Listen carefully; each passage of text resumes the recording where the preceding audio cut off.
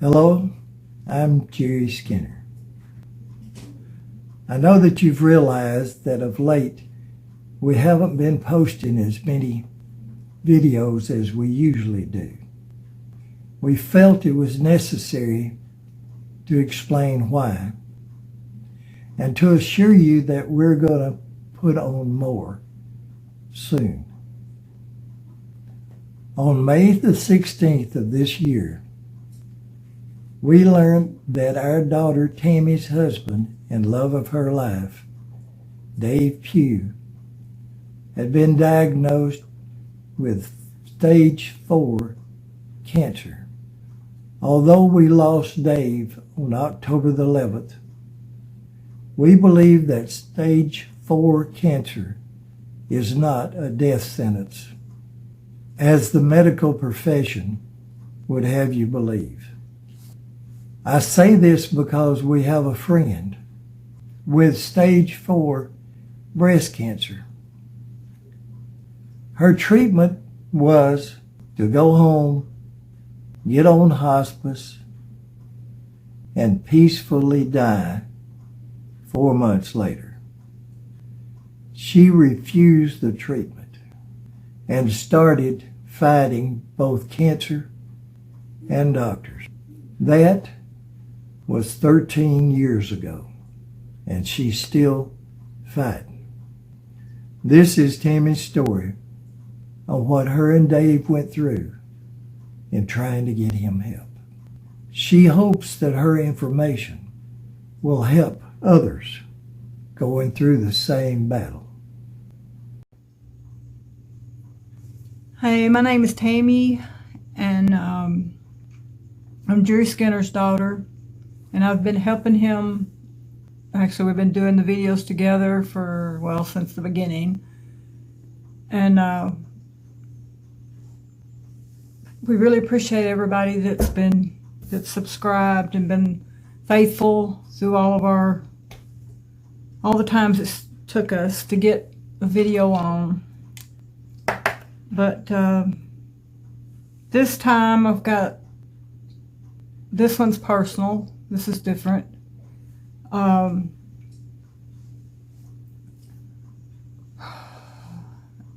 want to tell the story of what happened, what my husband went through in the last 5 months, because I am really shocked at the medical system and how he was treated and how they look at people with stage 4 cancer. It's unbelievable to me. And the amazing thing is that I've talked to other people, and we're not alone. You know, I thought it was just bad choices we made or doctors we picked or, stuff like that, but it wasn't. That wasn't all of it. And if anybody out there's had a great experience, then that's wonderful. That's good. But we didn't see it.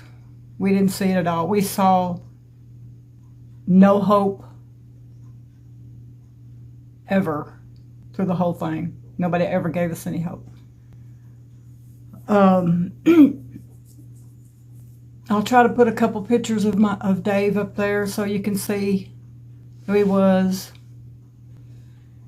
as we go. He got COVID in 21 in December, and he lost his taste and smell. And so he started eating less and less after that. His appetite wasn't that good because he couldn't taste it. So somewhere along the line, his immune system had to have got messed up. But he had started losing a little weight the first of this year, in January. And he kept getting bronchitis over and over. Just get bronchitis, go to the doctor up here. They'd do a chest x-ray and say, oh, it's bronchitis. Gave him antibiotics, sent him home. And he went back 2 or 3 times, and it just stayed, just kept having it. Well, about April, he was on a job painting, and he thought he had pulled his shoulder. He come home and he said his shoulder was really hurting, and he thought he had just pulled it. And we, he took ibuprofen, this, that, went to a doctor. They said, oh, you've got a pulled rotary cuff thing or something, they gave him a shot and ibuprofen and all that and said that would take care of it. Well, it just kept getting bad and kept getting worse. And it actually got to the point to where he could not sit up. His shoulder would hurt. When he would sit up straight, his shoulder would hurt all the way down his arm. And it would hurt so bad that he would have to lay down. He'd have to stay laying on his left side. And we went to 2 or 3 different doctors. They're all saying it's a muscle pull, this, that. So we finally go to an Ortho Express close to here. And they gave him, we went 2 or 3 times, and they gave him a cortisone shot the last time. And we left and went home and kept waiting for it to take effect and waiting for it to take effect, and it never took effect. It never worked. It never helped. So we went back down there, and the doctor there said, well, I'm thinking it may be in your neck, something to do with your neck and not your shoulder. So I'm going to send you for a MRI. And to see what's going on in your neck. 1 second. Hang on.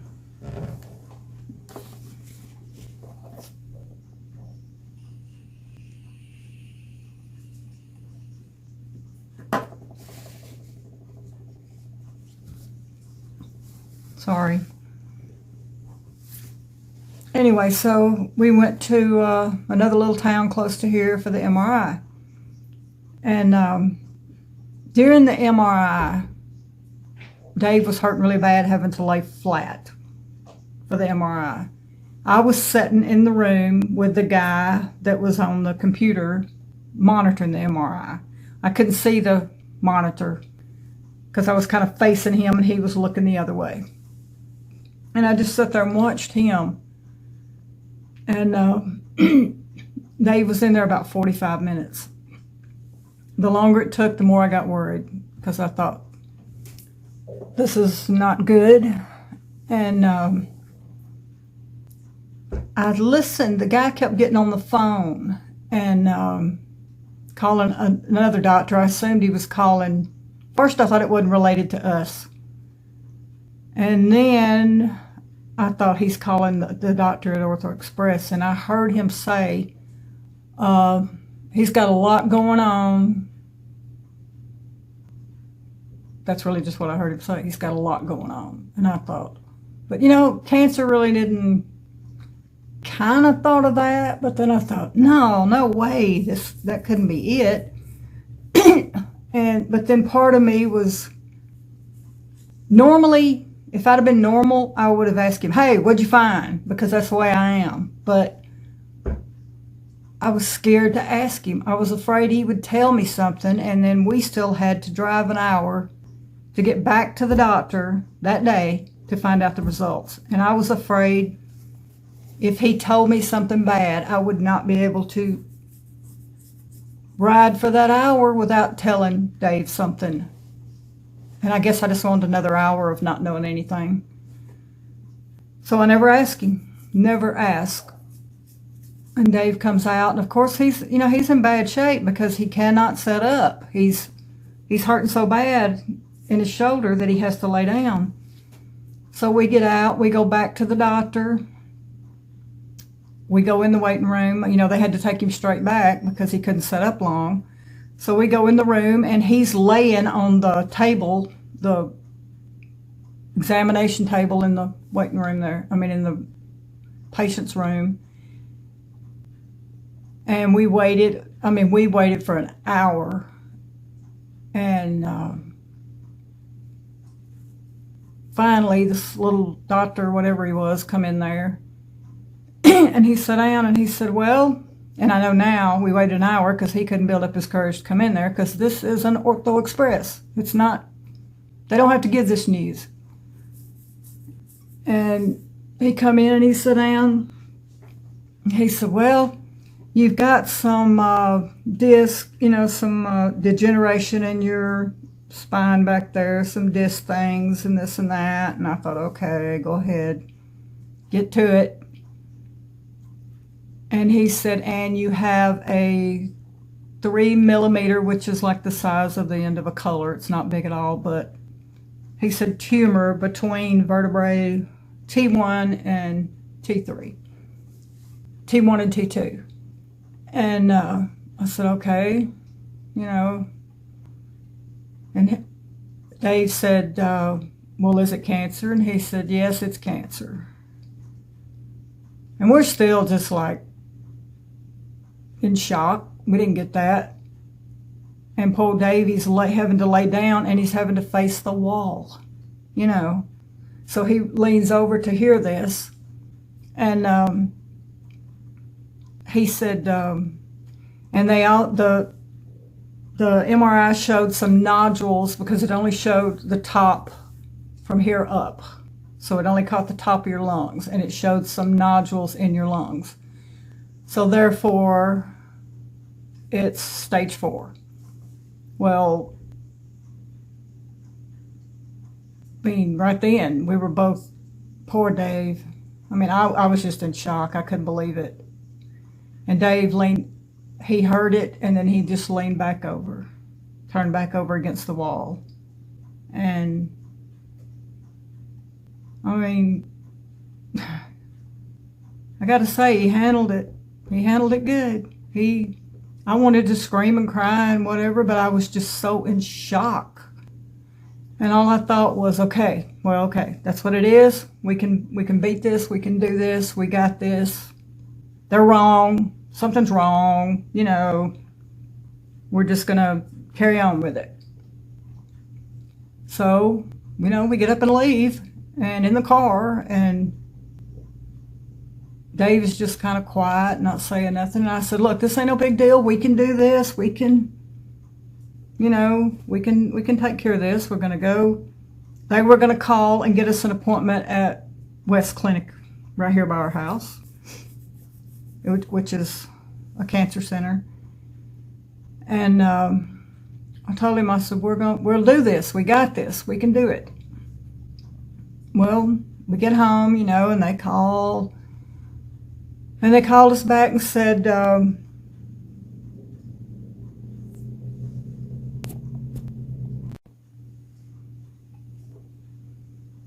anyway, they called us back and they said that the people at West Clinic said that he had to go see a neurosurgeon before they would see him. So we live in Mississippi, small town. So we had to make an appointment in Memphis to see a neurosurgeon. So I think that was like a week later, maybe. I don't remember. So we go.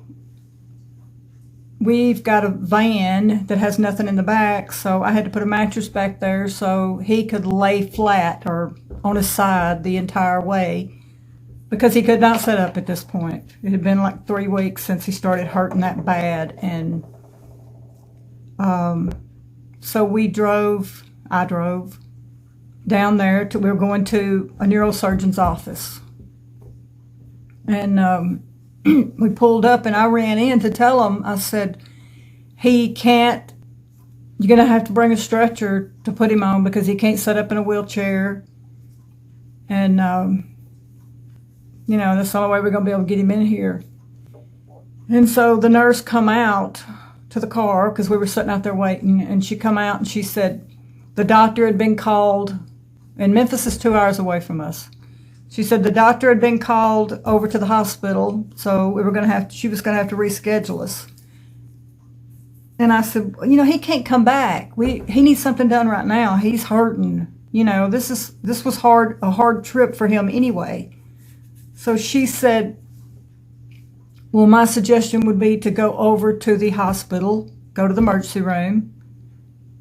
They'll admit him, you know, get him in there, and then the doctor will see him there at the hospital.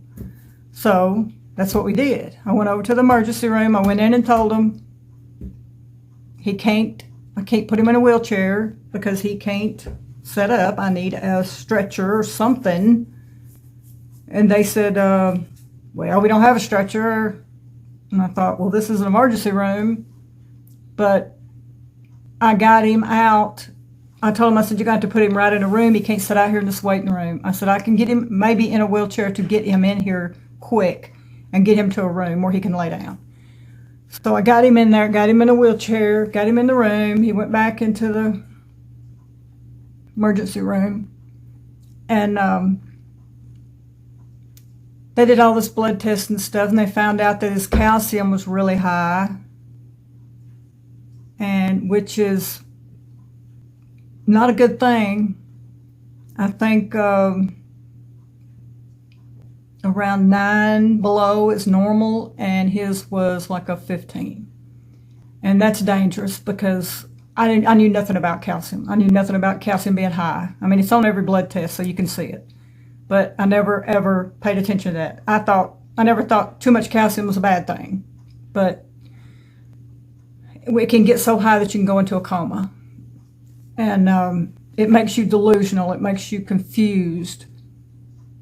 And his blood was low. It wasn't low enough to need blood, but it was low. And he was dehydrated.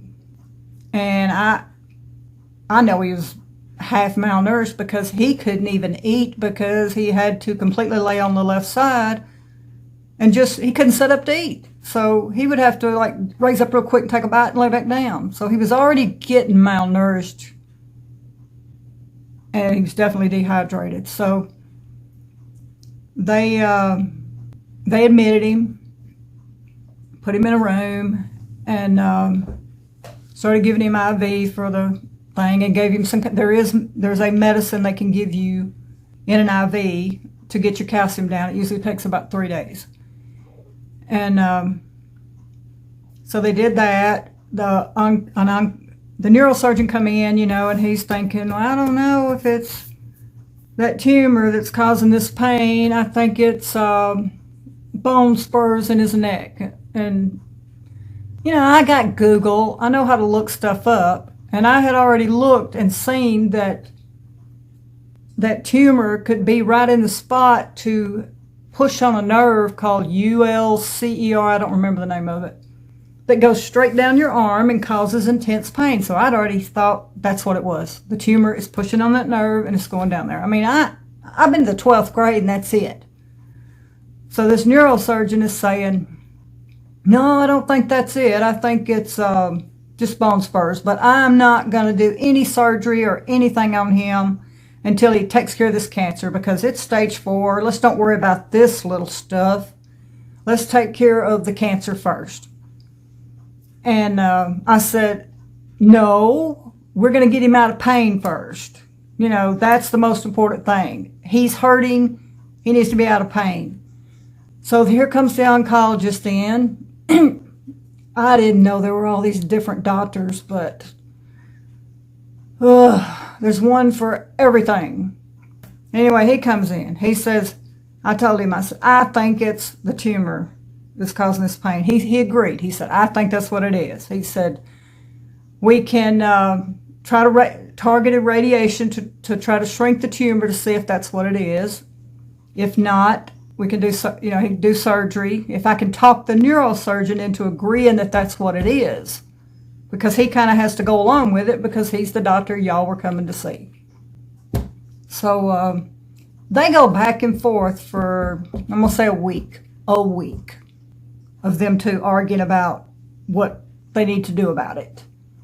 The whole time, of course, they did get Dave's calcium down, got him hydrated. He started feeling a little better. He was still hurting, still had to lay on that side on the bed.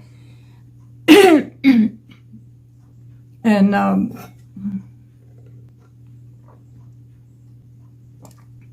did a couple more scans and this and that. And finally, after they decided that they would start the radiation, I've never been a fan of chemo. I just never, ever. Maybe a little bit of it I think might help, but I think they can overdo the chemo. They can just keep throwing it at you without, then it starts doing more harm, in my opinion.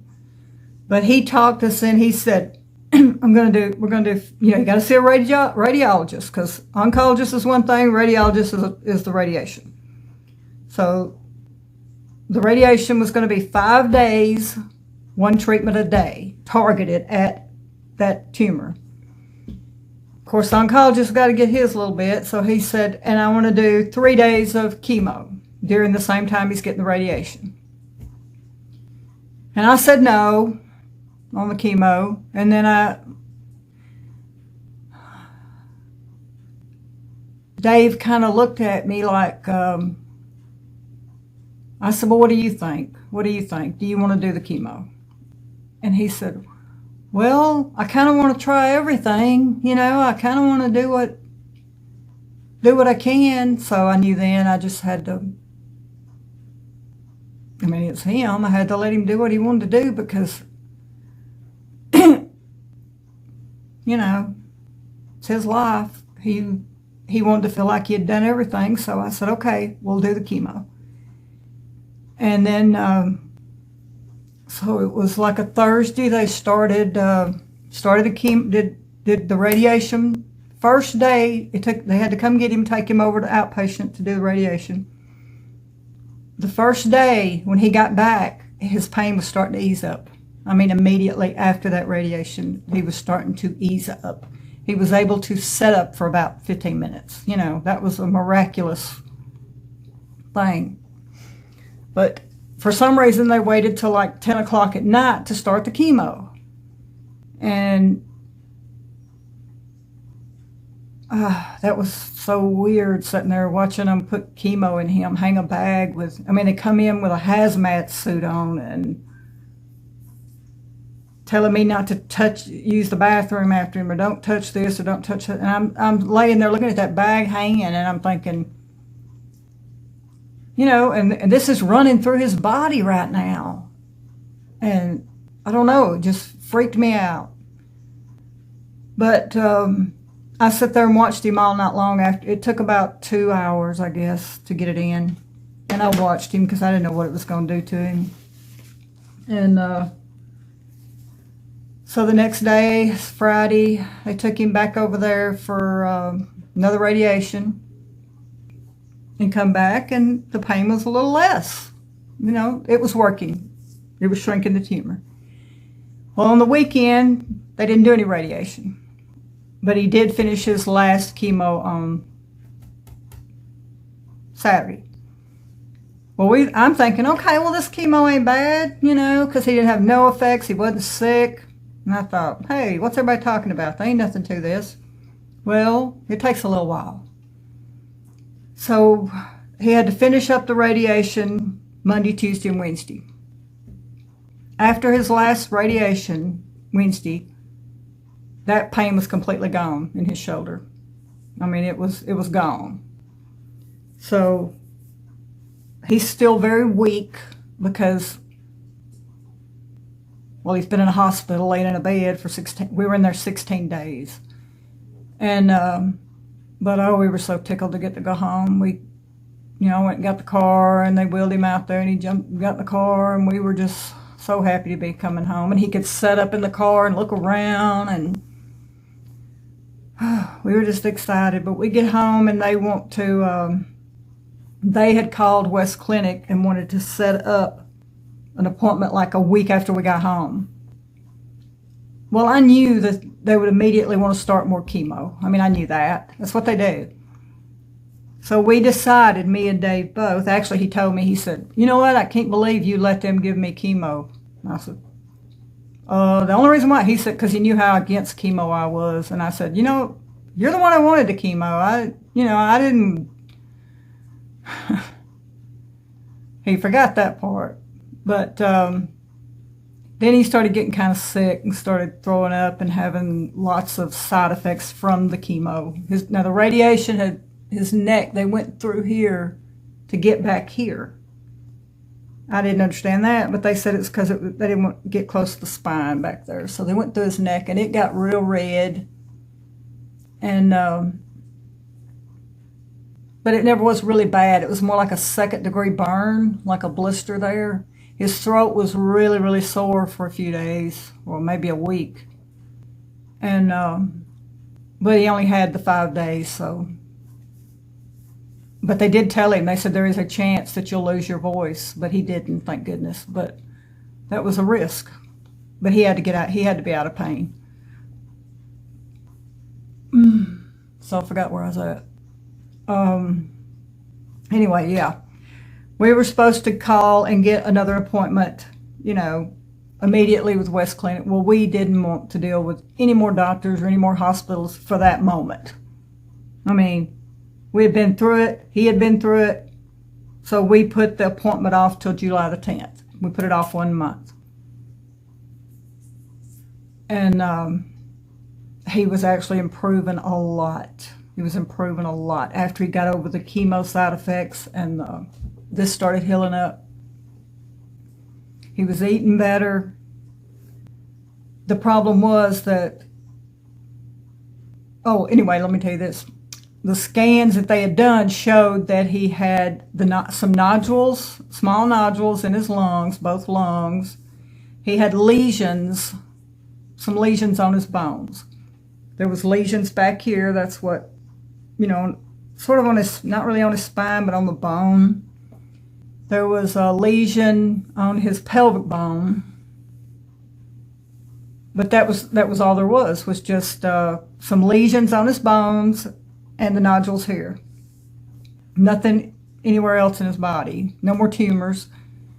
And so he ached. His bones would ache. He would, plus he'd been laying in a bed for 16 days at that point when we got home. But when he would take a pain pill, it would constipate him. That's the vicious cycle of that. So his system stayed messed up a lot. He would get really constipated and hurt so bad. And, they'd tell him take Mylanix or whatever you call that stuff. And he'd do it for a little while. And after he'd use the bathroom, he'd think, well, I don't need that no more. So we would kind of slack off that. And then he'd end up getting constipated again or get dehydrated. And so when we finally got back down to our appointment July the 10th with the oncologist, actually our first appointment, we go in and he's hurting really, really bad because he had been constipated for like a week. And this was a bad one. But when we went, I thought, I'm thinking, okay, because we had a little doctor here in town, like just a general practitioner that we'd go to, but we didn't go that week because we knew we were going to this doctor. And I wanted one doctor that would take care of all this stuff, that would take care of the low blood, the dehydration, the constipation, kind of treat all of it like I thought a doctor did. So we get down there to the oncologist and he says, well, we're going to, your blood work looks good. You looked at the blood work, said, we're going to start the chemo tomorrow. This was a Tuesday. He was wanting to start it on a Wednesday. And I said, well, he's hurting really bad right now. And Dave was hurting, and he told him he was hurting. And I said, we need to, he's constipated. He can't use the bathroom. We need to do something about that first. He can't come down here and sit in there and get chemo and then have the effects of chemo while he's hurting like this. I assumed he would fix that first, but he went over there and he listened to his stomach, bowels. He said, well, his bowels sound good. And he pushed around. He said, everything looks good. Okay, let's do the chemo in the morning. I said, no, we're not doing chemo tomorrow. We're getting this fixed first. So, you can't fix it. All I was thinking was, well, then we'll just go to another doctor in the morning. So he said, well, then, okay, instead of saying, yeah, I can fix it, I'll give him something for that. He said, well, then I'll put it off till next Wednesday. I said, okay, fine. So we left there. The next morning, he hurt all night. Next morning, we went to our doctor, another doctor down, just a little old doctor here in the town, And they did an x-ray. And they told me, they said, 9 being a complete blockage, he was an 8. So he was fixing to be in some serious trouble. And So she gave him this real powerful liquid stuff that he had to drink every 4 hours. And it took about 2 to 3 days to actually him to start getting some relief. And it started working, and it worked. And he felt a whole lot better. So there was his problem, the constipation. So he felt better, and he even got to where he wasn't even taking any pain pills because he wasn't hurting. The times when he would feel bad would be from the constipation or from dehydration or from low blood. It would be something, or the high calcium, that could be fixed. Those could be fixed. It's just getting somebody to fix them. So he was actually doing pretty good. He actually got out and mowed the yard for the first time and drove uptown in the car. And then later we went back to the clinic, and they did this little clinic up here. We didn't go back to the oncologist then. Went to this clinic, and they did a blood test, and his blood was low. He needed blood. So we went up there, and they gave him 2 units of blood. He felt better. Then around the end of July, the end of that month, because we went to the oncologist July 10th, around July 31st, his calcium had got high again. He had went to the doctor. They'd done the blood work. When we got home, I got online because everybody needs to be doing this. You can get that My Chart or whatever. Each hospital has a different thing.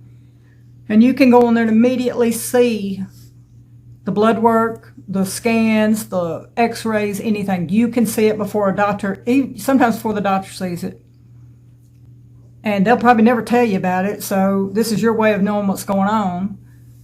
But I saw his blood work, and I saw that his calcium was really high. So I called up to the clinic and said, and this was after hours, I called up and said, I see his calcium's high. We got to do something. He needs to go to the hospital. So the doctor here called me back and said, I've called over to the ER here in our little town and said, I've called over there and told him to be expecting you because this was about 6 or 7 o'clock at night. And that he needed stuff for his calcium. That's why he's coming, because his calcium's up, and for them to do that. And I said, okay, great. So, hang on, sorry.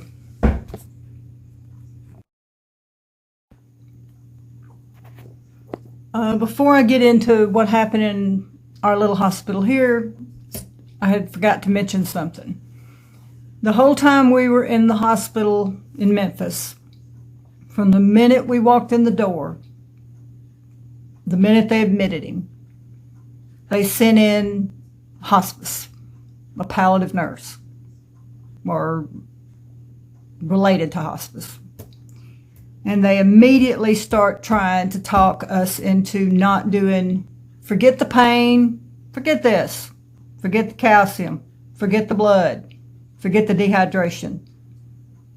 You need to get on hospice, go home, and just accept your fate. That's just what it's going to be. That he has stage 4, it's incurable, nothing can be done. Just accept it and go on. Well, they're full of crap, because people do survive stage 4 cancer. And to be told that, they would come in our room every day trying to talk me into, well, they knew they couldn't talk me into it, because there's no way it was going to happen. They would even try on him. They would go to him, and he's laying there hurting and on stuff and kind of out of it, and they're saying, hadn't you rather just go home and be comfortable and not be going through this and not having to do this and just go home? And he wanted to fight it. He wanted to fight. He never wanted to give up. He had that fighting spirit. He wanted to do it. So they couldn't get to him. They really couldn't get to him. And I mean, we were asking them to solve little things, not cure cancer because they can't, but to solve little things, take care of this, take care of this.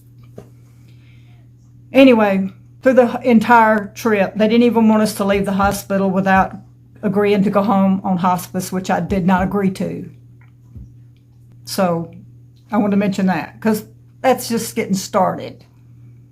Another thing was, I forgot to mention, they did do a biopsy on his on his bone while we were in Memphis, and it showed small cell carcinoma, which is very serious. Small cell is a lot more serious than non-small cell.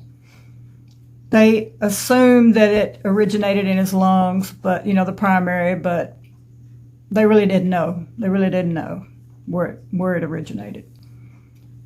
So anyway, I just want to mention that. But back when we went up to our small hospital here in this town, we got up there about 7 o'clock, and his calcium was high, so he was kind of delusional, like he always was, confused, delusional when his calcium would get high. And we sat in the emergency room for just a little bit, or in the waiting room. They got us back there in a room, and I actually took a picture I'll show here of him sitting in that it's a little room before they take you into the emergency room. They're asking you the questions and stuff. And then I have some of him actually in the bed. So we're sitting in the emergency room, and I'm fully expecting us to be admitted because I know it takes about 3 days to get this medicine in you to get the calcium down. And we're just sitting in there, and in walks this doctor. And it's a girl, and she's young. I don't know how, I can't guess her age, 30s. Didn't matter. I didn't care what age she was. But she walks in. I didn't know her from Adam. This wasn't the one that sent us there. But she stands up there with her arms crossed and looks at us. And, I didn't know who she was. I didn't know if she was a doctor. And she didn't say, "Hey, my name is so-and-so." Nothing. She just walks in and goes, "Well," she said, "this is all caused from the cancer. All of this, the calcium, the dehydration, the this, the that." She just said, "It's all caused from the cancer, and this, there's no need of fixing this because it's just going to come back, and you might as well just go home and face the facts," pretty much. And I'm sitting there like, I was shocked that she would say that to us. I was shocked that she would come in and say that. And she took my shocked face as meaning that I didn't know he was that bad off. That I thought he had the flu. So she looks at me and she says, "Well, obviously nobody has been up front with you yet. Nobody's told you the facts of what's going on." Well, that's when it's going to be hard for me not to cuss in this video, because that's when I said, that's when I lost it. First I said, "Who the hell are you? Who are you?" She said, "I'm a doctor." I said, "What doctor? What's your name?" Because for one, I'm thinking, you better not be the one that sent us over here, because this is going to piss me off if you sent us here and now you're telling us this. Well, she named her name, and it wasn't that doctor. And I said, "Look, we just came to get his calcium down. That's all I need you to do. We were sent here. I need the medicine to get his calcium down. That's all I need you to do. That's all I need out of you." She said, "Well, I'm not doing anything. I'm not treating him. I'm not going to do anything for him till you sign a DNR, which is a do not resuscitate." And I said, "We're not signing nothing. He's not signing nothing."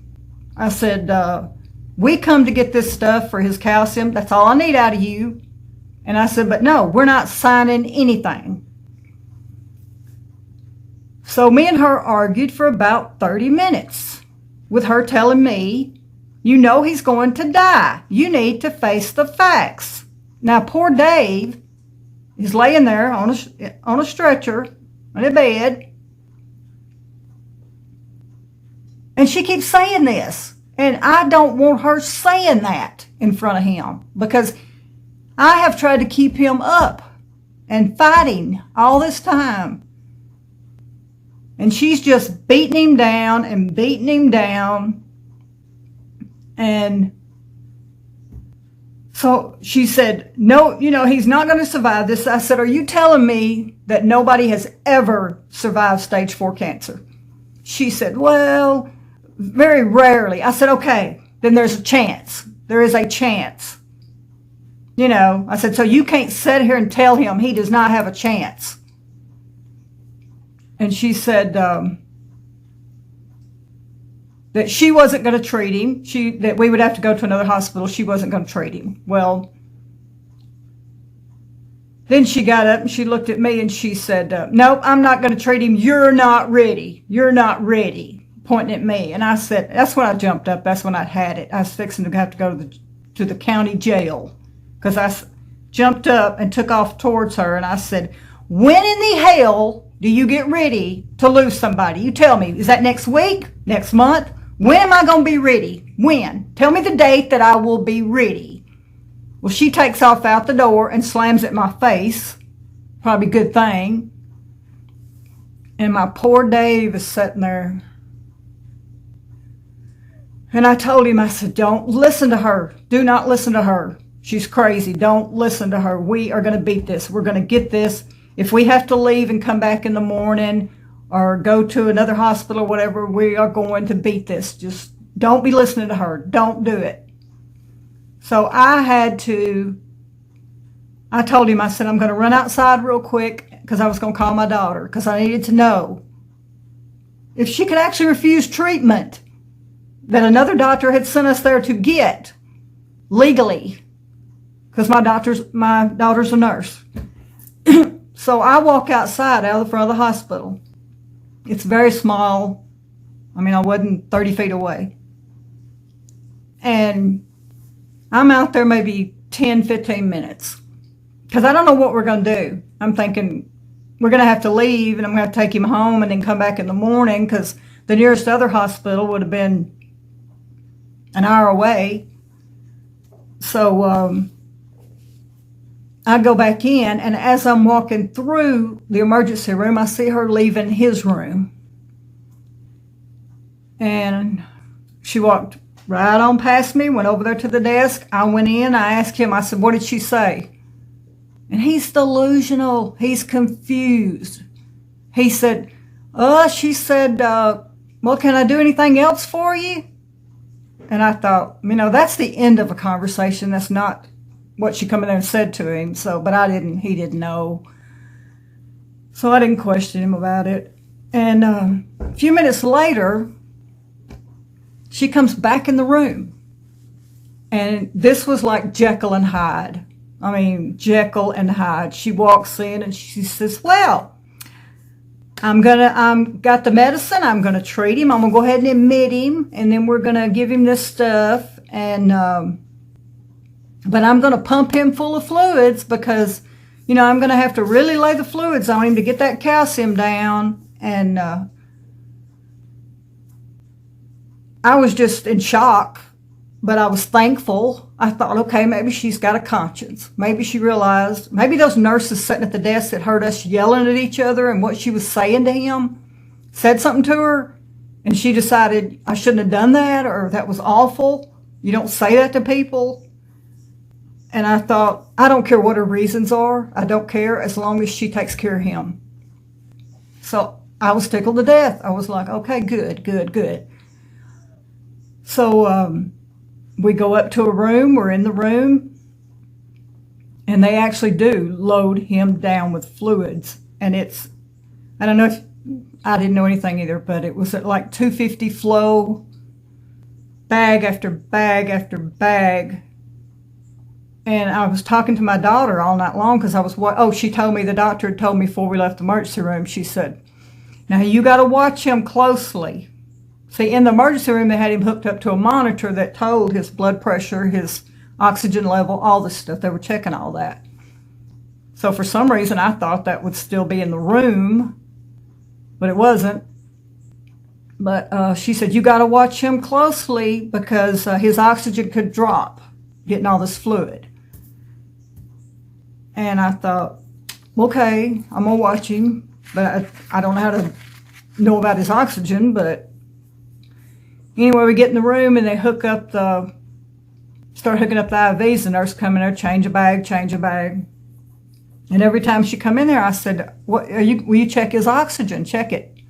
I had an oxygen thing, but it was at home. I didn't bring it. I thought I was in a hospital. But so I'd make her check it, and it was, it was okay for a little while. And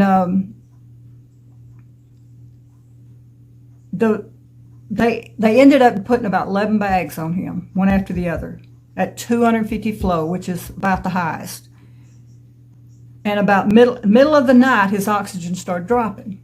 I got her to check it, and it was low. So they had to put oxygen on him. And then his hands started swelling, and his feet started swelling. And I know that's normal to get that much fluid, and that's going to start happening. But they also told me that it could get in his lungs. And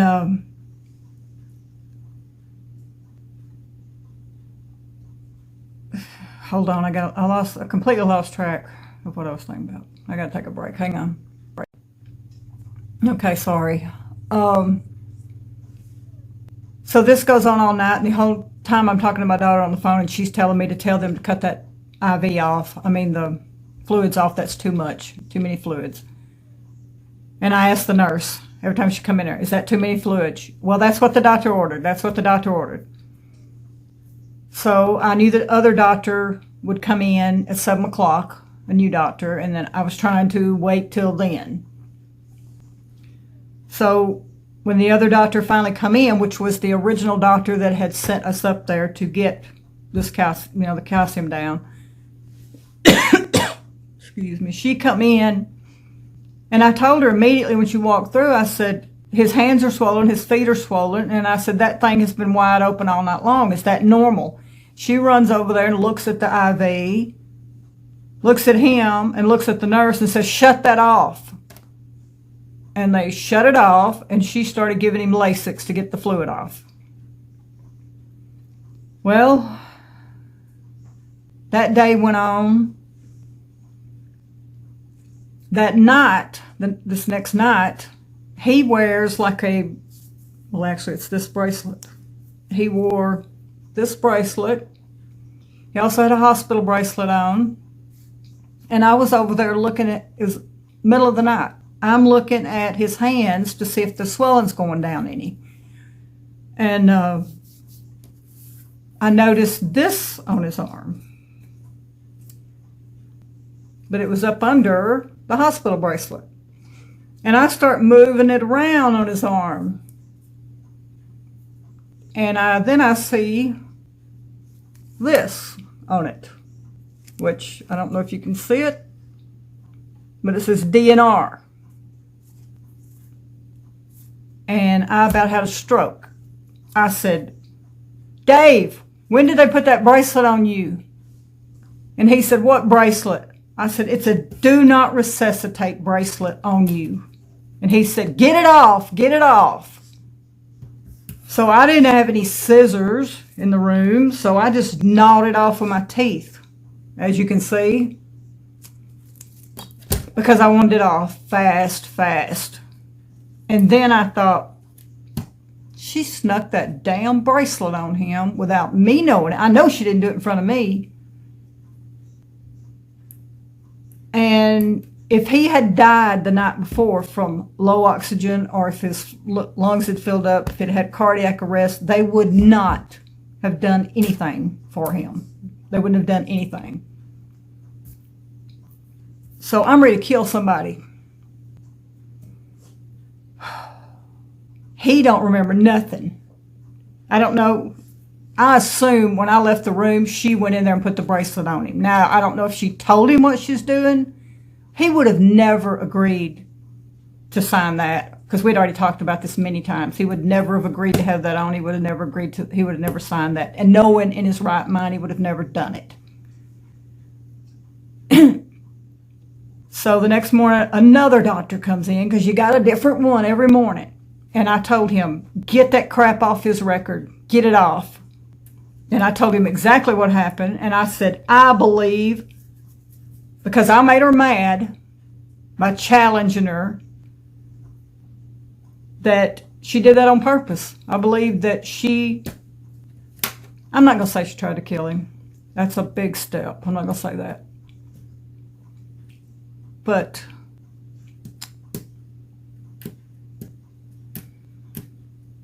I don't know. I thought she did, because she kept telling me he won't live 3 days. She kept saying that in the emergency room. He won't live 3 days. He won't live 3 days. And, this was in July. But anyway, thank goodness she was just the emergency room doctor, and we didn't ever see her again. I would never see her again. Actually, I might like to see her again. But when we got out of there, we were in there 3 days. I did file a complaint with the board. You think it did any good? No. But I can't believe that happened. I can't believe anybody do that. I cannot believe it.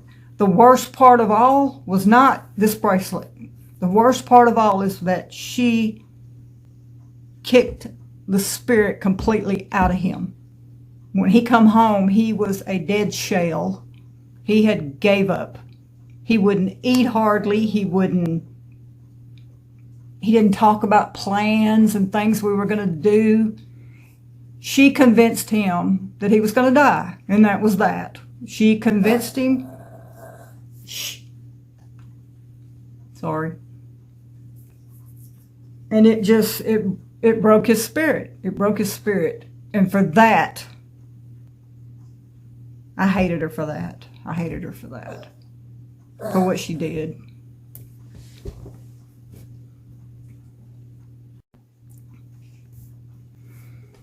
Okay.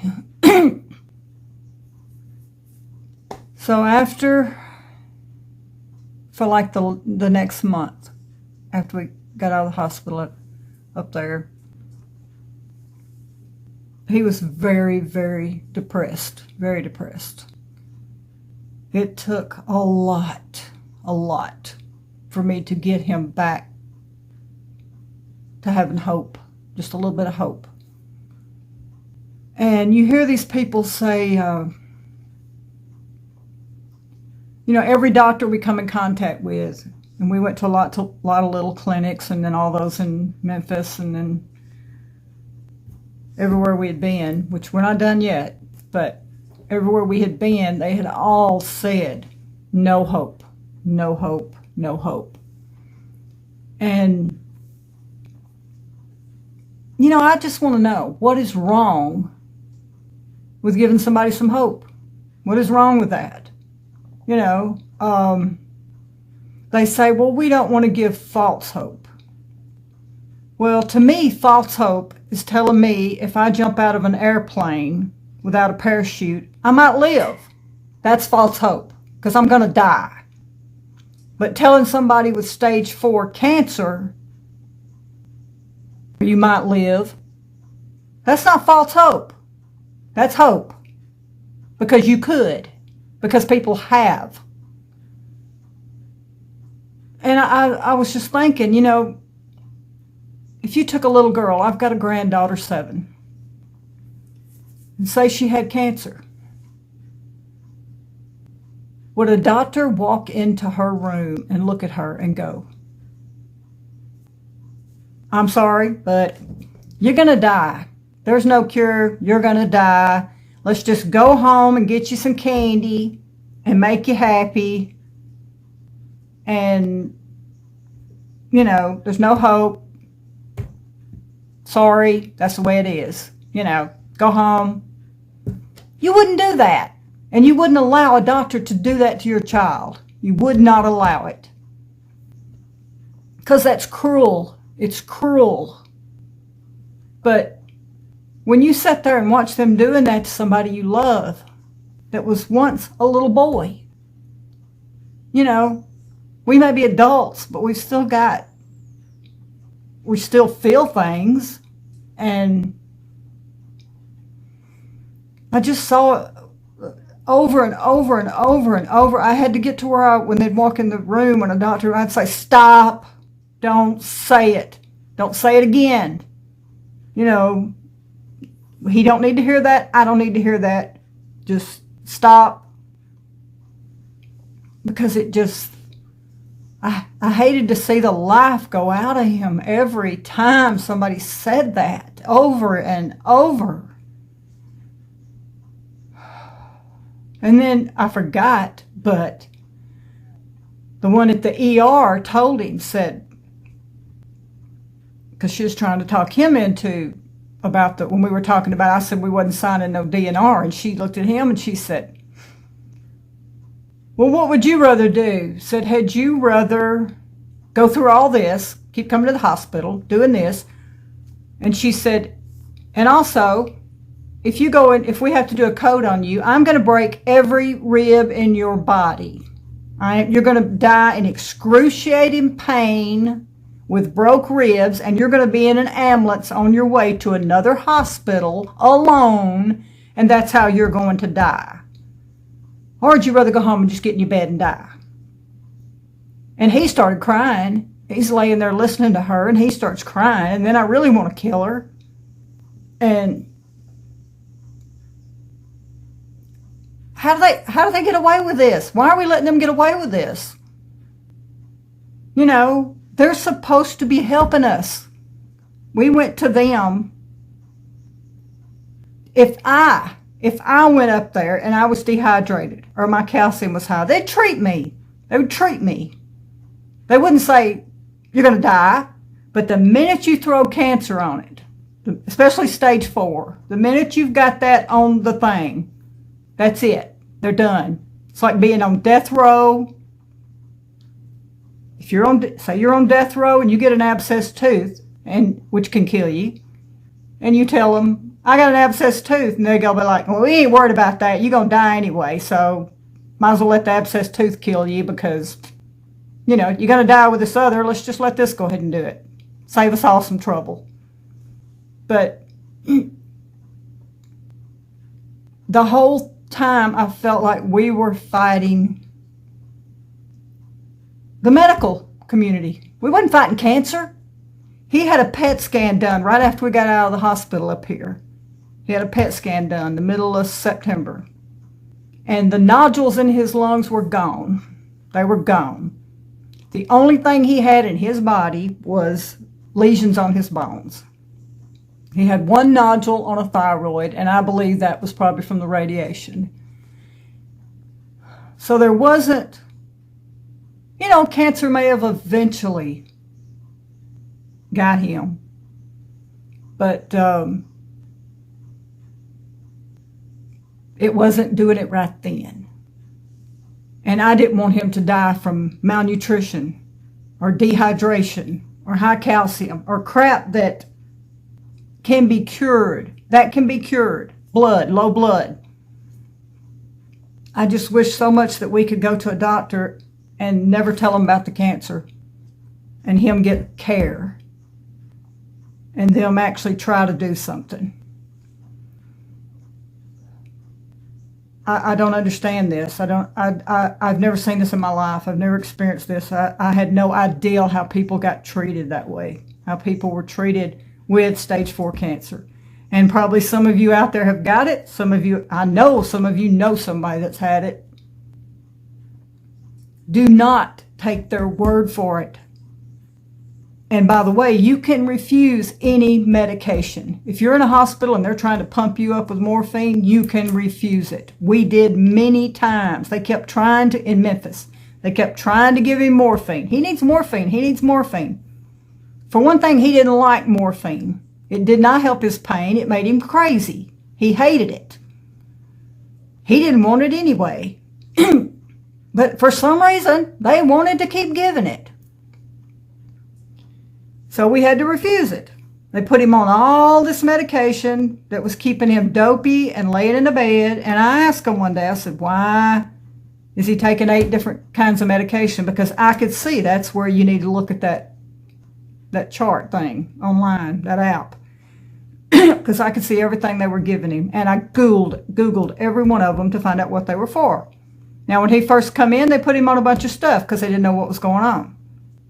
As time went on, he didn't need that stuff. But they didn't stop it. They kept giving it to him.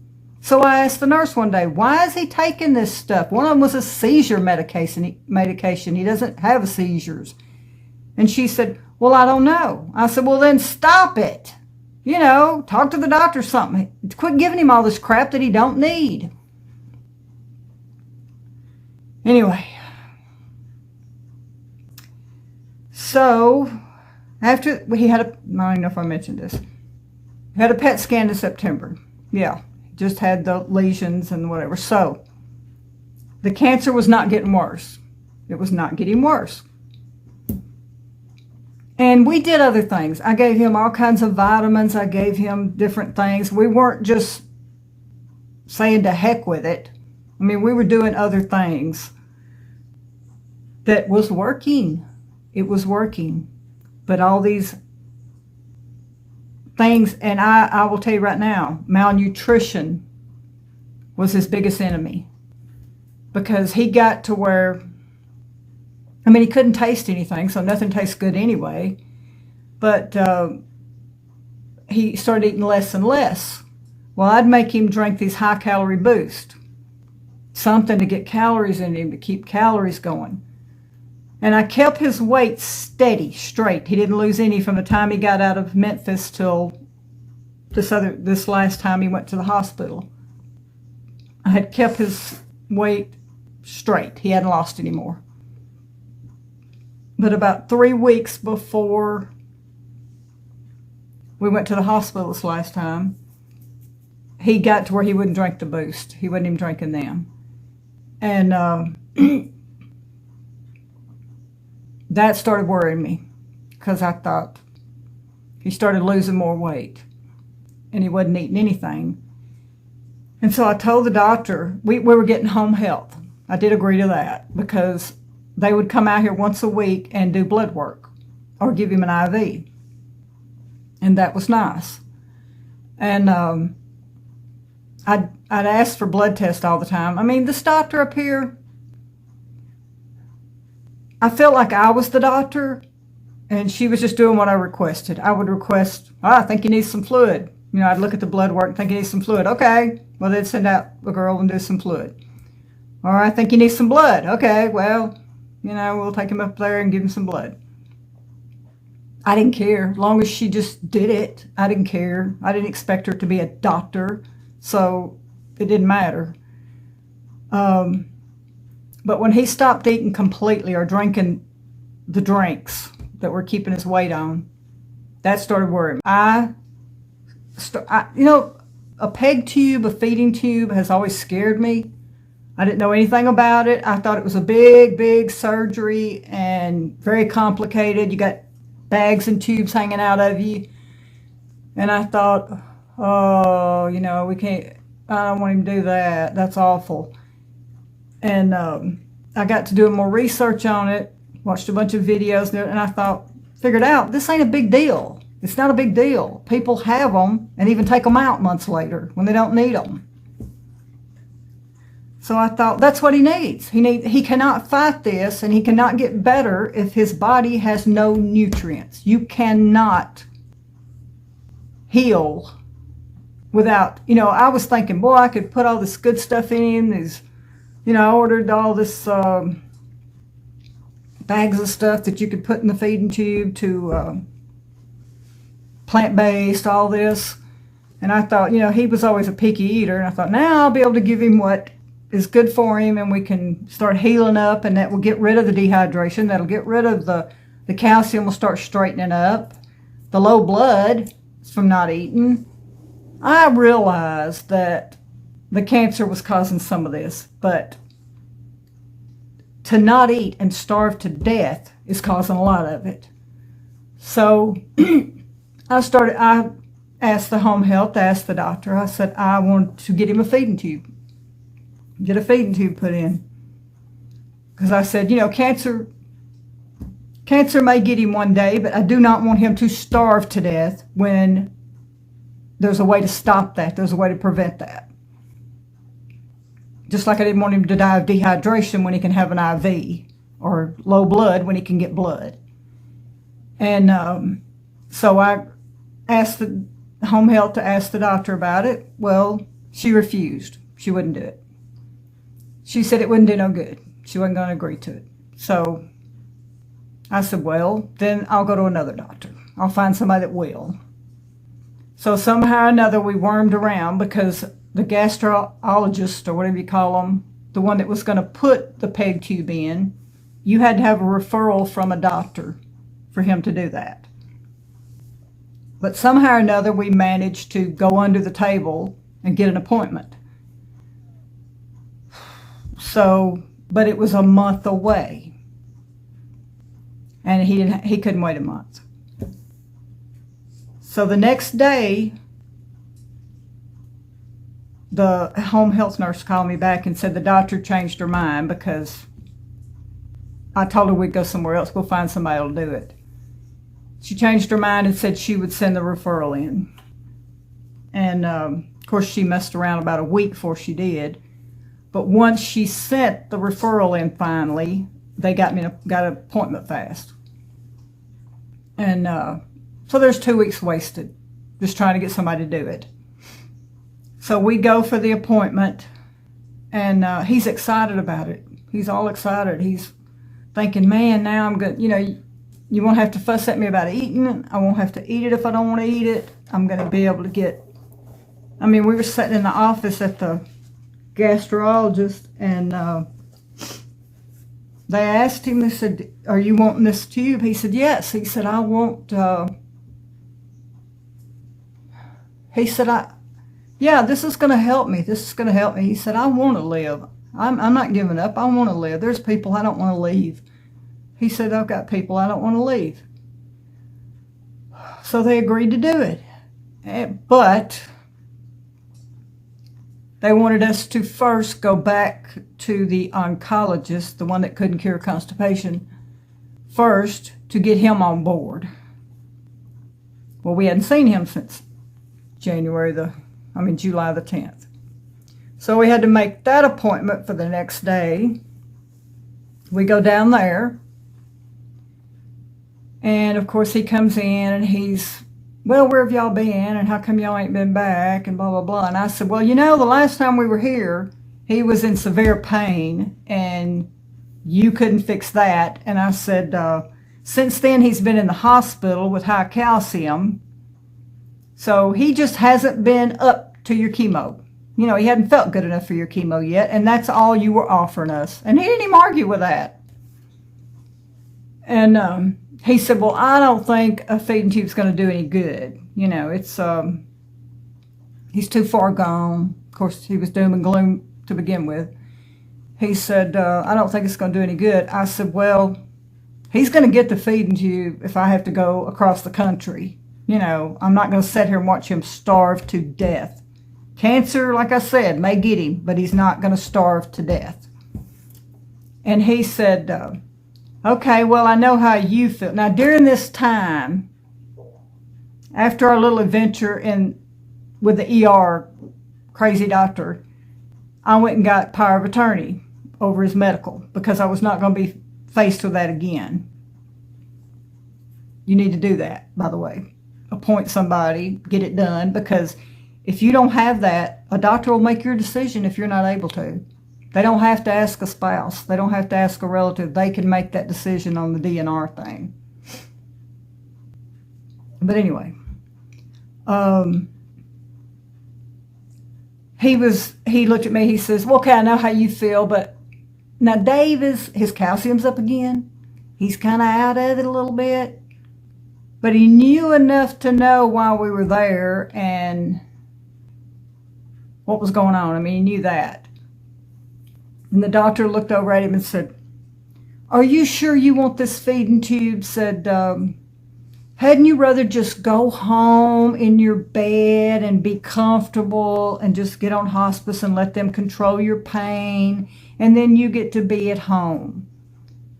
Well, Dave's not really understanding all that. He does, but... So I just looked at Dave and I said, "Dave," I said, "do you want a feeding tube? Do you want a feeding tube?" And he said, "Yes, I do. I do want one." Well, the doctor couldn't say nothing after that. He couldn't say anything. First, the doctor had told me he knows about chemo. He said, "I know all about chemo. I'm the chemo. You don't know anything." He told me, he said, "Where'd you get your medical degree? You don't know anything about chemo." I said, "How many damn times have you had chemo?" I said, "Because he's had it. You've never had it. You can read about it, you can talk about it, and you can look at it, but you've never had it in your body. He has. So I think he knows more than either one of us." Of course, whatever. I just about had it with all of them at this point, because I was fighting them. I felt like I was just... Cancer wasn't my problem. I had to fight for everything. Everything he got, I had to fight for it. So anyway, after Dave told him he wanted the feeding tube, he agreed. So we were scheduled to go for Tuesday, October the 3rd, to get the tube put in. And I was so excited. I was so excited about that, and I even ordered the stuff. I ordered Liquid Hope, whatever you call it. That's great stuff to put in. And I did watch videos, and I tried to learn all I could so I would know everything to do and how to. And I thought, oh, I'm going to be able to get him fixed up with all this. And so we go to the hospital, another hospital that's like maybe 30 minutes from the house. We hadn't been there yet. And he goes in. I knew that... I did not know his calcium was high at that point, because I kept begging him to do a blood test and they wouldn't do it to check that. There's 2 different kinds of blood tests, and the one they did was only checking his red blood cells. That wasn't checking calcium. Red blood cells were low, so I knew he was going to have blood. But I didn't know about the calcium, so now I do. When I knew that, I knew why. That explained why he was confused. So we get to the hospital. The original plan was to do the surgery. They usually do it in one day, and then you go home at the end of the day. Well, I told him, I said, "I'd like for you to keep him if you can, because he needs to recover a little bit before, and they said, "Oh, if your insurance will pay for it, we'll do it," but whatever. When they found out his blood was low and his calcium was high, of course they kept him. So they admitted him. But the surgery went great. No, took 30 minutes. 30 minutes. Put a little hole in your stomach right there, a little tube through it. That's it. I'll try to put up a picture right here to show you the inside. This is the inside of his stomach. To show you how simple it is. Very simple. No big deal. And everything went great. He was back they put him in a room.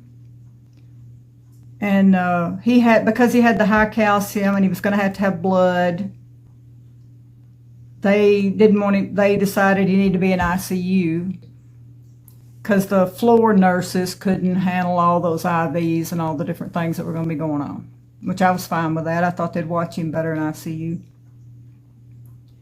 So they put him in the ICU unit, and I could stay with him all day long.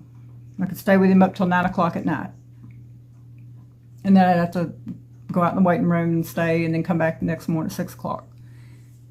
And he was doing pretty good. He was, they were giving him the stuff for his calcium to get it down. They weren't flooding him with IVs. Wasn't at 250 flow. He only got a few bags. They gave him some blood. He was dehydrated, so when he got those fluids, that took care of that. And This was Tuesday. His confusion was getting better. As his calcium went down, the confusion started getting better. And the first, Wednesday night, Thursday night, Tuesday night, Wednesday night, and Thursday night, I stayed in the waiting room. And then we had found a little pamphlet out there in the waiting room, me and my daughter, because she stayed with me, that said that for a supportive care, that you could stay in the ICU unit with them. I mean, they had a little bed thing in there, but we didn't think much about that then. Just thought, well, that sounds like we could stay. I could stay in there with him, but nobody told us we could or anything. And he was okay. He was okay. I didn't mind leaving him for those few hours. I was right there in the waiting room. So Friday came along. And by the way, he was on full code this whole time. I made that clear from the beginning.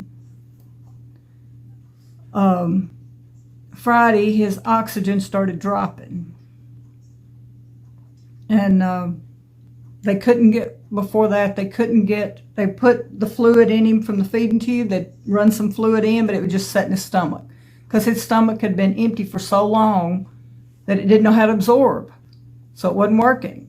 So they'd put more in and try. And then as a day or two went by, it started absorbing some. So it took 3 or 4 days before it even started working. And that Friday, his oxygen started dropping. And I was out in the waiting room. Somebody was there, and I was out in the waiting room with them. And they come out there and told me, said, we're fixing to have to, his oxygen's dropping, we're going to have to put him on the ventilator. And they said his heart's acting kind of erratic and whatever, and they said he's fixing to die. He's dying. Said he won't live an hour. And they said we've put him on a BiPAP, which is like a step below a ventilator, but a step above oxygen. He's breathing on his own, but he's not breathing it deep. So this thing just kind of shoves air in you to make it go real deep. They said we've put him on that, and for right now that's holding, but if that don't hold, we'll have to do the ventilator. And I don't know, I had a weak moment where I thought, it shocked me. I wasn't expecting that. And I said, I don't want him put on a ventilator. That's enough. That's enough. And because I thought maybe the BiPAP would work and he would never have to do that. And I said, are y'all going to still treat him and keep doing what you're doing? They said, oh, yes, we promise. We will go right along. He'll still be getting everything. We will still be treating him for everything. All that means is that we won't code him. We won't break his ribs and put the ventilator on him. And I said, okay. So I went back in the room because I thought he was going to die in an hour. So I went back in the room and I'm sitting there with him. And I'm having to tell him goodbye. And he's got the thing on his face. And later on that evening, of course, he's still sitting there breathing, which is freaked them out. And later on that evening, the little nurse comes in there and says, it was about 9 o'clock. Me and my daughter are in there, and she says, well, where are y'all going to stay tonight? Are you going home, or are you going to stay in the waiting room? I said, I'm not leaving this damn room. And she said, well, you can't stay in here. I said, I don't care what you say or what you do. I'm not leaving this room. I said, y'all told me today he was going to die, and I'm not leaving this room. And so I told her, my daughter actually said it, said, go get your supervisor or whoever. So she went and got the head nurse or whatever she was, and she come back in there, and she's telling us that it's, against their policy that we can't stay, or I can't stay. I mean, I knew only one could stay. And my daughter got that little pamphlet out and said, well, it says right here that we can. And she said, well, I don't know about that. I don't know what that is. And I told her, I said, I'm not leaving this room, because I said, if I leave, I'm going to be shouting from the top of every building in this county. I said, this is ridiculous. She said, we can't do this for you and not everybody else. I said, you should be doing it for everybody. Anybody that has somebody that you've just told is going to die today should be able to stay in there with them. And she said, well, I don't know what this thing in this pamphlet means. So my daughter does this stuff, so she knew what it meant. Challenged her. She went back and got called the head person, and this is all at 9 o'clock at night. And they come back and, she says, well, we're sorry, but you're right. That is the new policy. We just haven't been implementing it because we hadn't been trained on it. Now, can you believe that? Think of the poor people that had to sit out there. So anyway, I got to stay. And see, you don't know these things. You don't know these things. I didn't know it. So anyway, I'm sitting there in the middle of the night, like 2 o'clock in the morning, and I'm watching him. And he's over there with that thing on his face, and he's breathing, breathing. And I thought, right before that happened, the nurse come in there when they changed shifts about, I don't know what time it was. Come in. Well, it was after my daughter left, so it was after 9 o'clock. She come in there, took the IV bag off, took the antibiotics off, and turned off his feeding tube. And I was sitting there thinking, what are they doing? And I thought, well, maybe, I don't know, it didn't register with me what they were doing. And so I looked over at him, and he's over there still fighting like hell. And so I went out in the hall and found the nurse. I said, all right, I want the DNR office record. I want full code. I said, you better bring out the damn National Guard if something happens to him. I said, because they've just come in here and cut off all his stuff. They're giving up, but he's not. So get it back on. She said, well, I'll have to go get a doctor. I said, go get him. So here come a doctor. He says, are you sure? I said, yeah, I'm sure. I said, I figured if he could fight, y'all can. So I said, I'm not giving up on him. He's not giving up. I'm not giving up. So 10 minutes later, here they come back, bringing the IV back, bringing the antibiotics back, turning the feeding tube back on. And this was on a Friday. So the next day, they took, he was doing a lot better. Took the BiPAP off, several hours, put him on oxygen. He did good. Then it started dropping a little bit, so they had to put it back on. And of course, all this time, they're coming in there to me saying, he needs to go home. We need to put him on hospice now. He needs to go home on hospice. He needs this. He needs that. You need to put him in a nursing home because he's going to need round-the-clock care. All this stuff like conditions on if I could take him home. And I told him, you don't worry about what I do when I take him home. I've been taking care of him. I'll take. So he's actually starting to improve a lot. His confusion was going away. When Wednesday came around, the 11th, they took the BiPAP off again.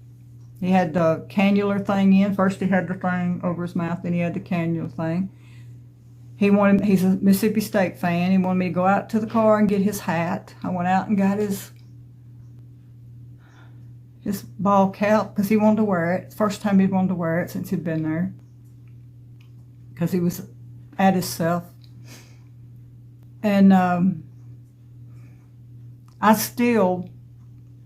would never leave him alone in there. If I went out, like down to the cafe or run home to get something or anything, somebody stayed with him, because I had a little problem with a nurse there that was real morphine happy. She was just dying to give him morphine, and he wasn't hurting. He was not in any pain. He was laying in a bed, and you could ask him, "Are you hurting?"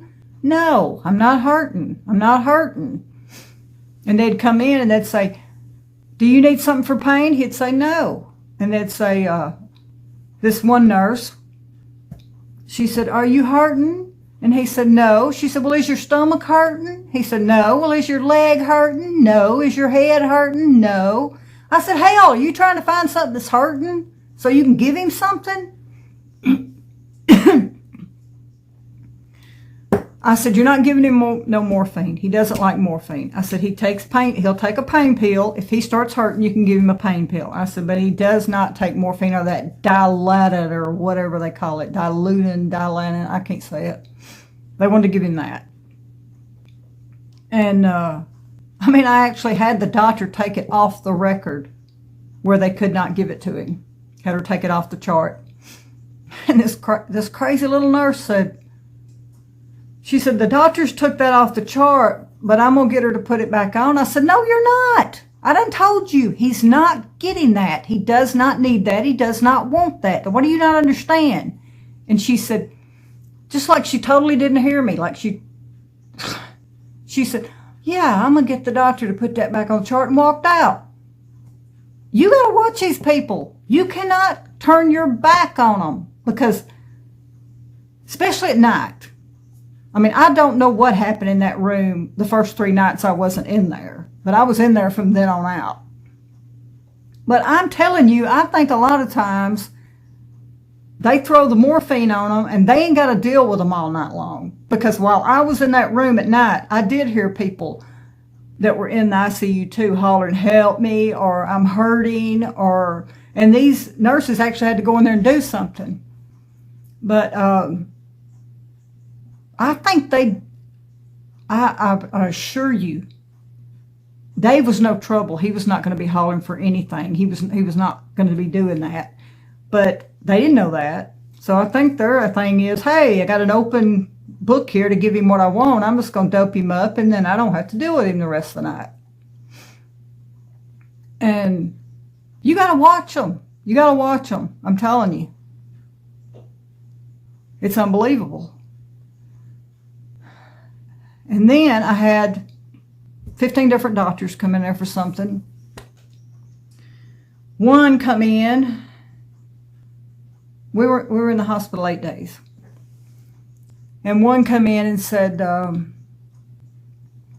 well, his lungs are full of fluid. He's got, it's pleural effusion.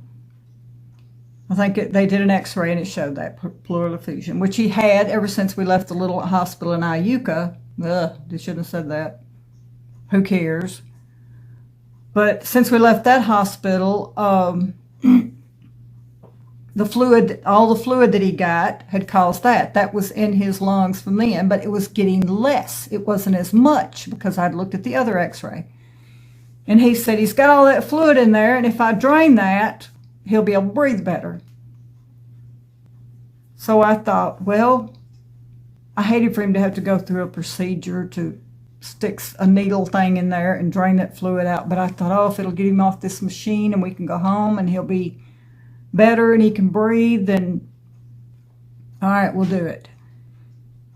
And he promised me, he said, there's a lot of fluid in there, so we're going to get this fluid off and he's going to be able to breathe better. So I go out, they do it, and then he comes out and says, well, first another doctor comes out, and I said something about the fluid, and she said, well, they didn't get a lot off. And I said, why not? And she said, well, they just wasn't able to get a lot. Obviously, there wasn't a lot. So I asked, then the lung doctor, the one that did the procedure, comes in there, and I said, I thought you said you were going to be able to get a lot of fluid off and it was going to help him. And he said, Well, we tried, but he didn't tolerate it very well, so we wasn't able to get a lot. He friggin' lied. I saw on the chart the x-ray, and there was no fluid in his lung, maybe a very little bit. So it was for nothing. It was all for nothing. Then he has the nerve to come back like the next day and say, well, it's not the pearl infusion, it's in his lungs. His lungs are full of fluid. They're inside his lungs. And I said, okay, what do you do about that? And he said, we have to put a tube in his lungs and let it hang out and let it drain. And I thought, you're not doing this to me twice, or to him twice. And I said, all right, you go get an x-ray and you show me there's fluid in his lungs, and then you can do that. Well, that made him mad because I questioned him. So he storms out of the room, and I'm thinking, they'll never do that x-ray. Well, here they come a couple hours later, and they did the x-ray. Well, within an hour, I can see the x-ray on the chart, and there's no fluid. There's no fluid in his lungs. So I thought, well, wonder what he's going to say. Never saw him again. Never saw that man again. So don't believe them. You tell them. If they want to do a procedure, you say, prove it to me. Show it to me. Show me the thing that shows you he needs this. Because they'll do a lot of unnecessary crap for nothing. Just, I don't know what their motive is. Money, I don't know. But you got to question everything they do. It's a shame, but you got to do it. Had another one come in, say his kidneys are shutting down. I had just looked at the blood work. There was nothing wrong with his kidneys. I knew that. So his kidneys are shut. This was a little intern, so he had to flex his muscles a little bit. And he said, see, there's no urine output, because he was on a catheter, and there was nothing in the little thing, but it had been going all day. It had been perfectly fine. Yep, he won't live a day or two. His kidneys are shutting down. He's got renal failure. As soon as he walks out of the room, the nurse goes over there and messes with the hoses, and the whole thing fills up. So it was clogged up in a hose, and it got backed up. So he was crazy. All right. I had another one. They're supposed to do like a test where they do a blood test like right here in your arm, and it checks your oxygen. I don't know the term for all this, but it checks your oxygen saturation or something to let them know, besides just checking your oxygen level, it lets them know how much you're breathing on your own, how good your lungs are doing. If it's good, then you're doing good. You don't need to be on a ventilator or anything like that. Well, because I had him back on code, this doctor come in and said, well, if you're insisting on putting him on coding him and him being on a ventilator if something happens, then we need to do the ventilator right now. We need to put him on it right now. And I'm like, what? So they were going to do a test right then to see what his oxygen thing was. And you can tell it, the results are immediate. The girl comes in, she does it. The respiratory therapist, she does it. She's got a little thing and she does it. She can tell you what the results are. This little intern that was talking about his kidneys says, yeah, he's going to, his oxygen saturation or whatever is awful, and he's going to have to be put on a ventilator if you're insisting on a ventilator. And the little girl, she's not a little girl, she's a grown woman. She does the test, and I see her look at it and then stick it over in his face like, And I didn't know what they were doing. I didn't even know what that was. I didn't know what that was showing. And he goes, well, okay, well, his levels are good right now, but they won't be tomorrow. This don't mean anything. They won't be tomorrow. Couldn't give us just a little bit. Nobody could give any. So his main doctor, he's an intern or whatever, resident, whatever they call him. His main doctor was going to say the same thing. He was saying, we're going to put him on in other words, if you're insisting on a ventilator, we're doing it right. We're going to do it right now. And he come out. I was in the waiting room with my mother and my daddy and my niece. he comes walking out. And I've done had it out with him about 3 times over this. So I knew what he was going to be doing. He walks out there and he comes up to me and he said, well, do you want to go talk in private? And for a minute I thought, yeah, and then I thought, no. I'm just gonna let everybody in this waiting room, because there was other people in there, I'm gonna let them all see the crazy crap that you have to put up with. So I said, nope, we'll do it right here. And he sat down and he says, well, you know, his oxygen saturation thing it's pretty good right now, but it ain't gonna stay that way. And if you're just, you know, I don't think he needs to be on a code, but that's your decision. But if you insist on putting him on a ventilator, then we need to do it right now. And I said, he's breathing on his own right now. Why would you put him on a ventilator right now? That doesn't even make sense. I said, you don't tell somebody you're going to need CPR later, but I'm going to start it now. I said, that's the craziest thing I've ever heard. It don't even make sense. And I said, you can check his oxygen saturation again in the morning, and then we'll decide from there. You know, don't that make sense? Let's wait. You just did it. It was good. Let's wait and see what it is in the morning. That sounded normal to me. And he's like, no, you know, you don't really need to put him on a code, but since you're going to, we're going to do it right now. I said, no, you're not. You're not putting him on a damn ventilator right now because he doesn't need one. He's breathing. So we argue around circles. He asked me where I got my medical degree. I mean, I hear that from all of them. But we go around in circles. My mother, my daddy, and my niece are just sitting there with their mouths open because, I mean, they don't know what to think. It didn't make any sense. We go around the world and come right back to him saying, well, I tell you what we'll do. We're going to wait till in the morning. We're going to do that oxygen test and see how it is, and then we'll just go from there. And I was like, that's a good idea. Let's do that. So they boiled down to that it had to be his ideal. You know, had to be what he had to make, had to be his ideal. Anyway, that's not half of the crap I went through. It's not half of it. I just can't think of all of it. But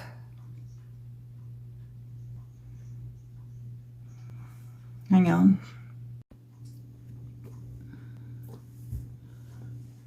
Okay. For one thing, Dave's heart had never he'd never had any issues with his heart up till now. I mean, he did an echocardiogram and all kinds of stuff and no heart issues whatsoever. And nobody will ever convince me otherwise. I believe that the malnutrition started affecting his heart. So during the time he was in the hospital, his heart rate would get real high. And that worried me because I assume, I guess, with lower oxygen, it's going to affect your heart and malnutrition. But when the feeding tube started working, about the 3rd or 4th day into it, he actually started putting on weight. He gained, and I know some of it was fluid, I know this, but he gained 16 pounds in those 8 days. And, you know, I'm sure 9, 10 of it was probably the fluid, but some of it was weight because you could see it on him. You could see it. And about maybe Monday after the Friday where they had told me he wasn't going to make it that Friday. Around Monday that night, I was in the room with him. And the first night they had come in and in the middle of the night changed his bed. And he had got, because he did not have this when we left the house to go to the hospital, but he got a bed sore, like right on his tailbone there. But nobody ever I didn't even know he had it. I just happened to look when they rolled him over a little bit and saw a bandage thing on there. And I said, "What is that?" And I made him take the bandage off where I could see, and it was a bad bed sore, which he did not have when we got to the hospital. And I was under the impression that wound care came in, because when we were in Memphis and he had a little bed sore where he had been laying on his left side, where he had laid on his left side for like a month, he started getting a little bit of one, and wound care rushed in there and started doing all this stuff, you know. Of course, they only showed up once, and then we never saw them again. But I asked the nurses here, I said, "Well, what are they doing about that?" You know, "Well, we've got a bandage on it." And I said, "Well, what about wound care?" "Well, they're supposed to be coming in." And of course, they never did. And then I kept asking about a nutritionist. Nutritionist was supposed to come in because of the feeding tube and show me, you know, talk about the food that he was going to be having in it, and at least tell me something. Never saw a nutritionist the whole 8 days. I got up every time they put food or flushed his feeding tube and all that, and I watched so I could learn it. And anyway, one night they did this 2 nights. The first night I tried to, the nurse and 3 others come in to help her so they could change his bed, roll him over. They usually probably do this in the middle of the night, so I wasn't in there the first 3 nights. And he can't really, he's just beginning to get some strength. You know, he was in bad shape there for a little while. And they come in and I'm trying to help them, but they've got a system, I guess, and I felt like I was just in the way.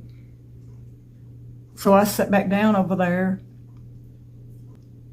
and they would roll him over and move the stuff. But the thing was, they would change his gown and do all that. And I don't know, he had his eyes closed. I don't know if he was asleep, but they were talking about what they had for lunch, what they were going to do, giggling and laughing, and had him like, he's just laying there like a piece of meat, you know, just totally exposed, no dignity whatsoever. Just Dave is a 59-year-old man. He had his dignity, and he would never, ever have been able to stand that. And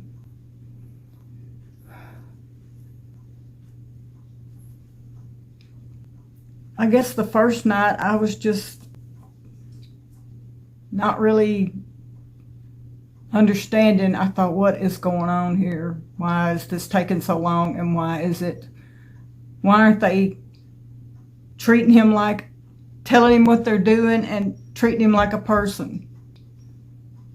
And then the next night when they come in there to do it, I did get up and say something. I said, "This is bullshit. He's a man. He's a human being, you know." But anyway, so you don't know what they do when you're not in there with them. You don't know what they do with them. But that Wednesday, when I gave him his baseball cap and he put it on, his heart had been kind of high. It'd been racing up and then going down and acting kind of crazy, but it took him off the BiPAP. He was on the nasal thing. We were talking. He was talking to me. He was saying that when we get home, we're going to put up our hot tub. We've got one of those inflatable hot tubs that we loved. And he said, we'll put that up when we get home. And I told him my mother and daddy were going to come down, and I was going to meet them down in the cafeteria, and that my niece was going to come stay in there with him while I went. And so he kept saying, what time are they coming? What time are they coming? I said, they'll be here at 11 o'clock. And I really, really thought that we were going home the next day. He did too. We thought we were going home. And one doctor, the only one that ever, out of all of them, ever acted like she had a little bit of hope, was actually surprised when she would come in and say, what's your name and what year is it? And she said, who's that sitting over there? And he said, that's my wife, Tammy. So she was like, whoa, he's doing so good, so much better than when he come in. And so anyway, I told him, I said, I'm going to run down there and see them. I won't be gone 20 minutes. And I kissed him, told him I loved him. And he said he loved me, and he said, be careful. He always told me, be careful, even if I was just walking up the road. And I walked out and went down there, and I was sitting down there with them. And I was actually in a good mood.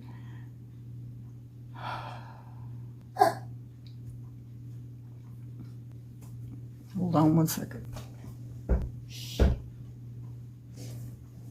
That's my dog, sorry. And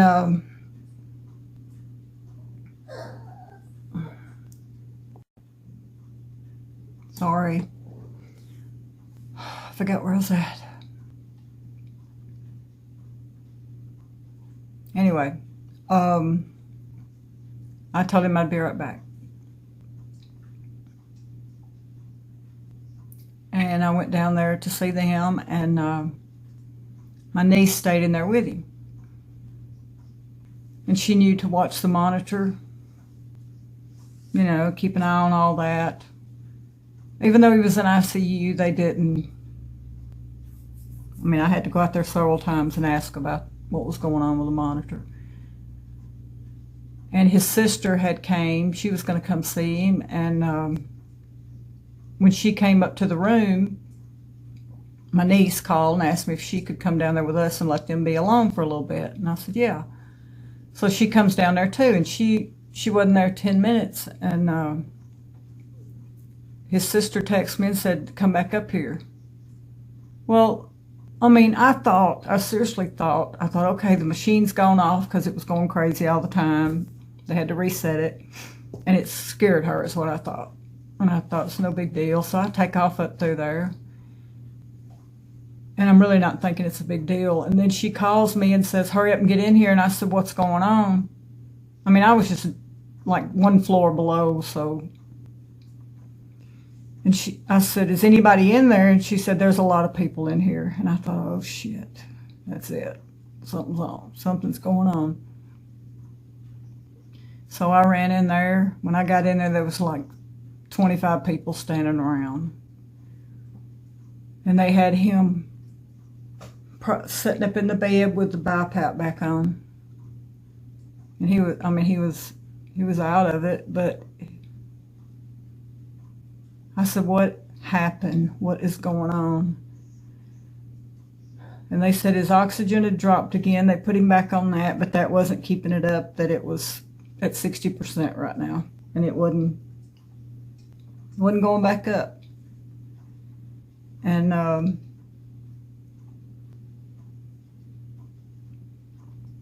they kept telling me, we need to make a decision. We need to make a decision if we're going to put him on the ventilator. We need to make a decision. And I said, just wait and see what this BiPAP does. Let's see what this does. They said, it's not keeping it up. And I knew his heart was messing up then. It wasn't when I left, but it wasn't at that moment. So they're all standing there, and every one of them that were standing there had told me at one time. They had all said he was going to die. Nobody in that damn room had ever gave me 1 second of hope. Nobody. Not one person standing in that room. And I just looked around at all of them and I thought. And then I thought about him laying in that bed, and I thought if they put him on that ventilator, they're going to be in there rolling him all over the bed. And those damn nurses are going to be laughing and talking, and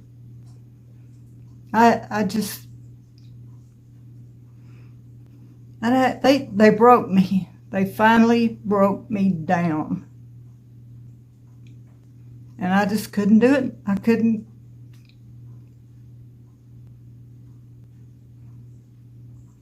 I mean, I literally hated them all at that point. And I just wanted them to get the hell away from us and leave him alone. That's what I wanted. I wanted to leave me alone, leave him alone, get out of here. So I said, no, you just leave him alone. Leave him alone. But I didn't understand that that when I said that they would take. I was laying down holding on to him. I wasn't even looking at what they were doing. I was just laying down with him, laying down by him. And I didn't realize that they took the damn BiPAP off. I didn't know they were going to do that. I thought they would leave that on, and maybe he would be all right with that. And I hear the doctor say, one doctor stayed, or 2 doctors, I don't know how many. He's got a stethoscope, I guess. I look up and see it. And I heard him say, and this wasn't 5, I don't know how much time passed. It wasn't long at all. 3 minutes, 2 minutes. And I heard him say that I don't hear a heartbeat.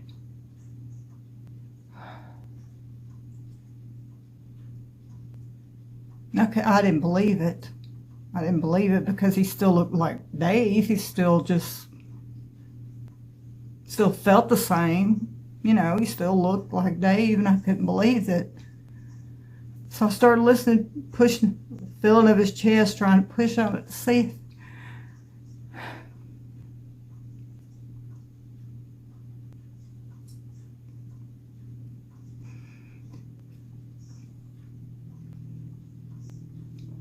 I just thought some big something happened that I would know that he had gone, but I didn't know.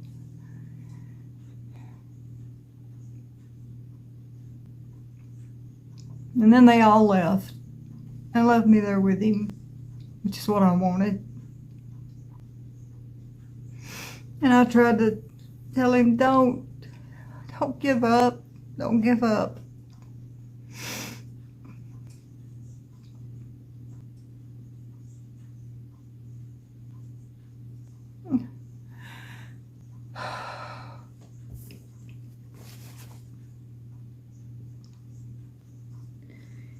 So anyway,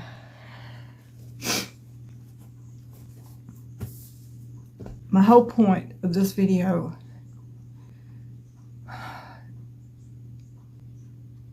is to let you know that insist on a feeding tube before your heart gets weak, before you starve to death. Insist on one. Don't let malnutrition do it to you, because I know without a doubt that that's what did it. I know it was the malnutrition. He starved to death. The one thing I said he would never do. And don't sign a DNR. You can change your mind. You can call the shots. Don't let them do it. You do it. You decide what's right and what's not for you or somebody you love. You do it. You don't give them that authority. As far as hospice, I would have never got on hospice, ever. We would have never done that. Because we would never give up. We didn't give up. We never gave up. I mean, they tried for he had 5 months. And from day one, they tried to take our hope away, but I had hope, and till his last breath, he had hope. He had hope. It only went away for a little while, but he got it back. And what's wrong with that? What's wrong with him laying there thinking we're going home the next day? What's wrong with that? Why should he have spent 5 months thinking he's dying? What in the hell is wrong with having hope?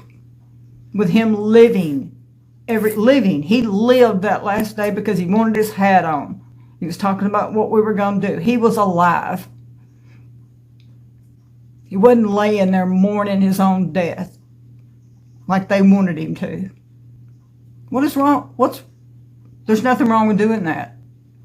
Don't let them do that to you. Because they will. They'll do it to you. So, no malnutrition. If your blood's low, keep up with your blood work. Look at your blood work. If you can't do it, if you don't know how to do that, find somebody that can. I really feel for anybody that goes through this that doesn't have somebody to go in there and fight for them, because you better have a damn warrior with you through this whole thing.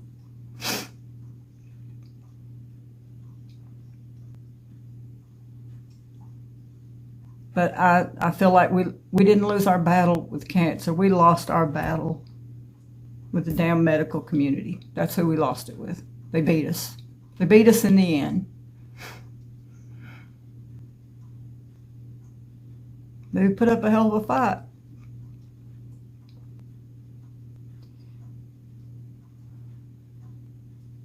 But anyway, I'm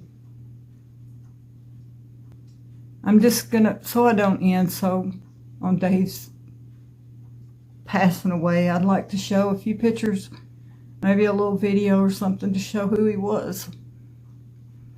Just a little something about him, so you know he was a good man. He was a man that I loved, that loved me. And it's the same with everybody. It's the same with everybody that goes through this. We're not pieces of meat that you just say, go home and die. We're humans, we're people, we have feelings, we have grandkids, we have kids.